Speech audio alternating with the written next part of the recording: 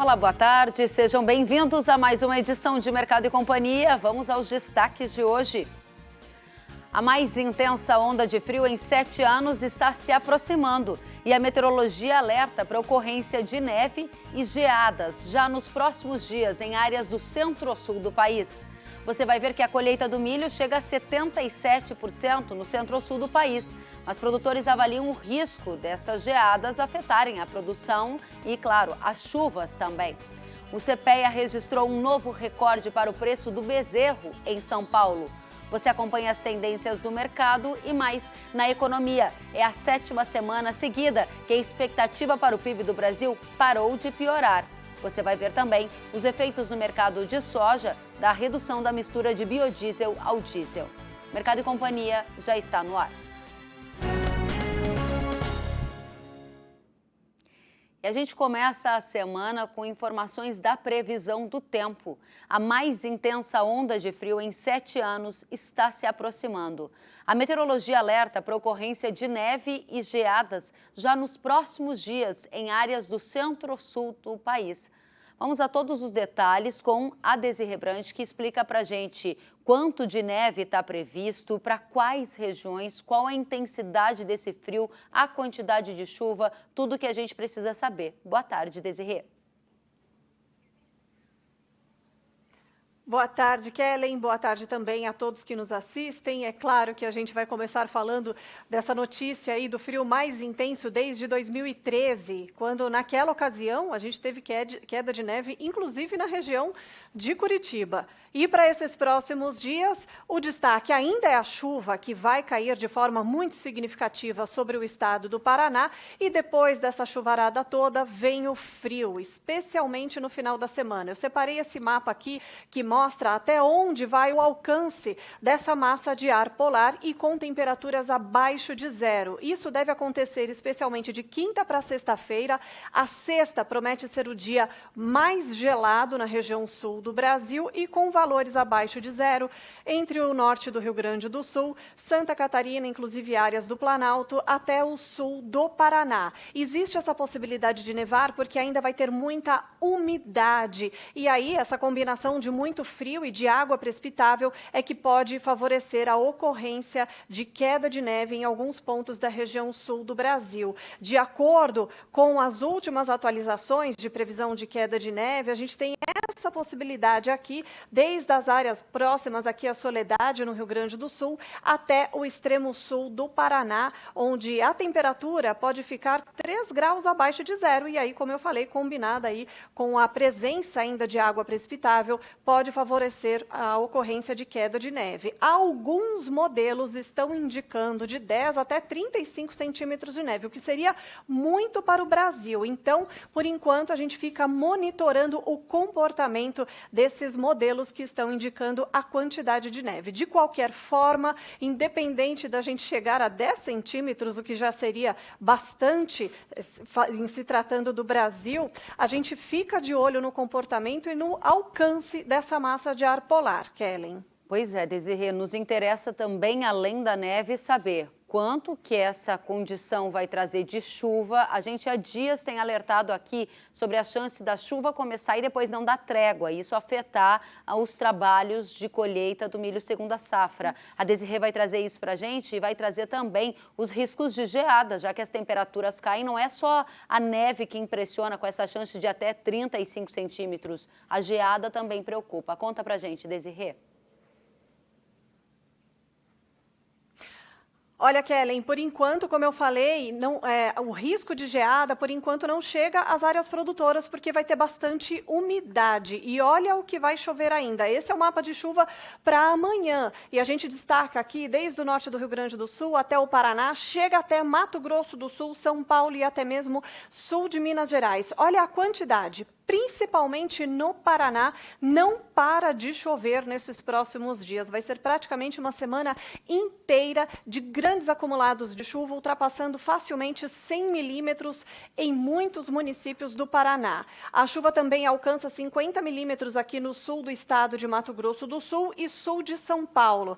Aqui nas áreas mais ao norte de São Paulo e no sul de Minas, o acumulado não é muito elevado, mas é o suficiente para paralisar, nem que seja momentaneamente, principalmente os trabalhos de colheita nas áreas produtoras de café. Isso compreende desde o norte do Paraná até o sul de Minas Gerais. No Rio Grande do Sul, aí sim pode haver geada no final da semana na metade sul do estado, onde não terá mais umidade. E aí, com aquela temperatura tão baixa que eu mostrei agora há pouco, facilmente abaixo de zero, pode dar geada. Mas, por enquanto, para as áreas produtoras de milho, não tem essa possibilidade porque vai estar chovendo e essa chuva vai segurar a temperatura, não deixando gear. E nos pontos mais altos, como a gente mostrou agora há pouquinho, pode nevar, Kellen. E a gente há dias alertou aqui a nossa audiência sobre a chance de alguns municípios chegarem até 300 milímetros de chuva acumulado em 10 dias. Eu vejo no seu mapa que ali está azul escuro, tem a possibilidade de uma grande concentração de chuva, principalmente em áreas do Paraná, né, Desirê?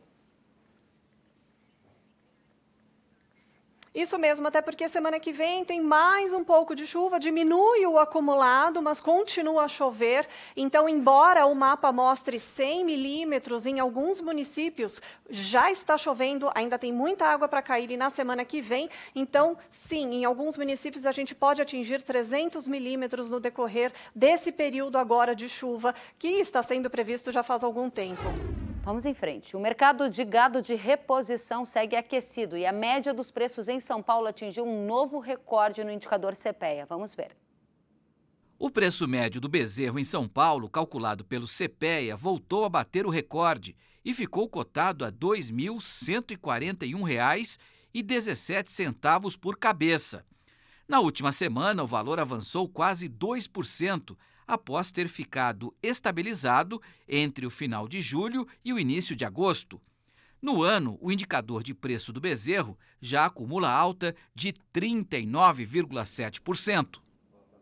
Vamos já à análise de mercado com o Itaú BBA. César de Castro participa conosco ao vivo e explica o que motivou esse novo recorde para o preço da reposição. César, seja muito bem-vindo. Boa tarde para você. Obrigado, Kellen. Boa tarde a todos. É um prazer falar com vocês. Kellen, esse novo recorde do bezerro, né, ele vem em sequência de outros recordes que podem até ser superados daqui para frente, porque a gente não tem como resolver esse problema, né? Isso é reflexo dos descartes de vacas e cortes que nós fizemos nos últimos anos. E agora a gente teve um novo impulso do boi, né, no mês passado, a gente já está aí próximo de 230 arroba. Isso imediatamente reflete no mercado de cria, né? Os poucos produtores que detêm essa mercadoria especial, vamos dizer assim, nesse momento, eles estão de olho na tela do mercado futuro de boi, do mercado físico. Quando o boi sobe, imediatamente o bezerro sobe. E essa tem sido a dinâmica esse ano todo, né? Ou seja, sempre que o boi sobe, o bezerro sobe mais. É uma grande preocupação para a recria. E isso, no seu ponto de vista, tem um futuro que vai ser de mais continuidade desse movimento? Porque há uma especulação de que o preço do boi deva atingir um novo recorde histórico nos próximos meses, dada a oferta restrita e a retomada da economia brasileira, que é esperado também, né, César? Exatamente. A gente tem aí um fluxo de exportações muito bom, né? Final de ano sempre tem uma demanda interna melhor. Há um entendimento de que o volume de gado de confinamento ele deve ser um pouco maior agora, mas é incerto se isso vai ser suficiente para conter a alta do boi. Então, eu acho que se isso acontecer, né, ou seja, o boi continuar subindo, o bezerro também irá, porque a gente não tem como resolver. Nós iniciamos esse ano, mais claramente, o ciclo de retenção de fêmeas. Isso não vai ter nenhum reflexo agora em curto prazo. A partir do ano que vem, a gente pode ter uma melhora da produção de bezerros, mas o que a gente tem no momento é um mercado muito aquecido, uma procura aquecida e os preços bastante altos, né? Então, é importante o produtor fazer contas aí do preço do boi que vai precisar com essa reposição cara entrando no sistema. Muito bem. E há também uma busca de alternativas por parte do pecuarista. Que alternativas você tem observado que têm sido usadas dado o alto preço do bezerro? Olha, quem está nesse negócio de recria e engorda, né, não tem muita saída, Kellen. A saída é não comprar, né? O que muitos produtores têm feito isso, têm observado valores muito altos em alguns leilões e têm recuado, porque acha que fica muito arriscado, a expectativa muito elevada de preço para o ano que vem ou para o final do ciclo desse bezerro. Então, eu diria que não tem muita saída. O que O que pode ser feito, o que deve ser feito é bastante cálculo para ver se esse animal não está passando do limite do que o produtor, porque senão, caso contrário, ele vai ter que depender necessariamente de um boi muito valorizado, e qualquer problema lá na frente pode colocar essa equação em risco. Esse é um ótimo ponto que você coloca, né? Ou seja, a alavancagem, né? O bezerro valendo tão alto, você fica esperando um preço do boi da arroba muito mais alto também. E na sua avaliação, enquanto analista de mercado, alguns produtores estão recuando. Hoje, o preço do boi teria que valer cerca de quanto para essa conta fechar? O bezerro mais de R$ 2.140, é isto, né?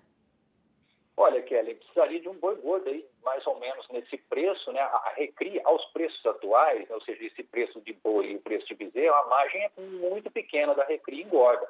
Então, vamos dizer assim, para essa coisa melhorar um pouco, precisaríamos de um boi aí de 250 para que a gente tenha um pouquinho de resultado um pouco melhor do que tem hoje, mas já está bem apertado, tá, para a recria. Então, isso significa que esse bezerro que está entrando hoje por R$ 2.150, ele depende de um boi de pelo menos esse valor no ano que vem para que a gente não tenha uma margem pior, né? Então, agora, eu acho que é importante dizer o seguinte, na pecuária, quando a margem diminui, o produtor ainda tem um animal, né? Um estoque vivo, não quer dizer que ele vai ter prejuízo, mas o resultado está muito apertado e é difícil imaginar que o bezerro alivie o preço, então a gente depende de um boi gordo, valorizado. E eu acho que o cenário é bom para o ano que vem, tá? Porque essa escassez de bezerro agora vão ser os animais que virão escassos no ano que vem também. A Associação dos Produtores de Biocombustíveis do Brasil afirmou que nunca faltou biodiesel para atender a demanda do mercado. A nota da associação, divulgada ontem à noite, é uma resposta à BR Distribuidora, que considerou, abre aspas, acertada a decisão da Agência Nacional do Petróleo, com apoio do Ministério de Minas e Energia, de reduzir temporariamente o percentual de mistura de biodiesel no diesel, de 12% para 10%, e reiniciar a etapa 3 do leilão de biodiesel número 75. Vamos conversar agora com o pesquisador do CPEA, o Lucílio Alves, para entender qual o impacto dessa mudança da mistura do biodiesel ao diesel na demanda de soja e nos preços praticados no mercado brasileiro, nas tendências. Lucílio, prazer em tê-lo conosco. Quais são os impactos desta mudança? Boa tarde, Kellen. Boa tarde a todos. Nós temos uma preocupação inicial, na verdade, se esse contexto de restrição dado pela Agência Nacional do Petróleo e Biocombustíveis possa se prolongar para outros meses, né? A restrição inicial é para setembro e outubro, saindo dos 12% para 10% de mistura, a mínima obrigatória, nada impede que seja continuidade os 12%, mas a mínima nos 10%. Então, a preocupação grande é se esse contexto pode permanecer para os 2 últimos meses do ano ou até mesmo até a chegada de uma nova safra. E neste momento agora, que a gente vê o preço da soja atingindo recordes, essa mudança na política gera algum efeito de retração, de demanda que possa impactar o mercado? Kellen, primeiro, eu acho que do ponto de vista da nota da Biov, eu acho que eles estão certíssimos no sentido de que não houve nenhum momento aí de preocupação, na verdade, ou de dificuldade de atendimento do que foi acordado em leilão. E se a gente olhar a compra de soja do ponto de vista das indústrias esmagadoras, elas têm hoje mais soja e mais estoques do que elas tinham em períodos anteriores, ou no mesmo período de 2019. Então, a situação em termos de atendimento é extremamente tranquila. O ponto em termos de impacto para o mercado, talvez o impacto não seja tão grande, porque a gente tem um mercado ainda de farelo de soja muito ativo, também de preços crescentes, e a gente sabe que é a receita do óleo e do farelo que vai dar uma disposição a pagar por soja em grão. E do ponto de vista de oferta de soja em grão, a gente tem um ambiente de estoques muito apertados, muito reduzidos. Também não podemos deixar de considerar que as exportações de óleo, de farelo e de soja são grandes. E esses fatores que reduzem, na verdade, a disponibilidade interna, sem afetar claramente o atendimento junto aos leilões da ANP. Agora, nesse cenário atual de escassez de soja, de expectativa do complexo soja continuar exportando bem, essa mudança na política traz uma instabilidade que pode gerar que tipo de fator na cadeia? Porque você há pouco falou que havia uma situação confortável, entre aspas. Quais são os prejuízos de uma tomada de decisão tão repentina como essa e se isso é muito novo na história brasileira? Sim, Kelly, esse contexto realmente nunca aconteceu. Na verdade, a gente estava vindo nos últimos 15 anos, pelo menos, de uma mistura crescente e havia uma expectativa de a mistura de biodiesel junto ao diesel ser crescente ainda 2020, 2021, e essa é a demanda do mercado. Talvez os impactos de primeiro momento, talvez nesse segundo semestre, sejam em casos particulares, especialmente para aquelas empresas que possam ter estoques maiores e talvez vão ver oportunidades para revenda da matéria-prima. Eu não vejo que o mercado como um todo tenha impactos grandes, né? O mercado de soja e os seus derivados. De novo, a gente tem um mercado muito cativo para o farelo de soja. O óleo a gente não tem também grandes estoques e a gente sabe que há um ajustamento aí do ponto de vista industrial. Só não podemos esquecer que as margens de esmagamento para o Brasil e mundo de forma geral está muito ativa neste ano.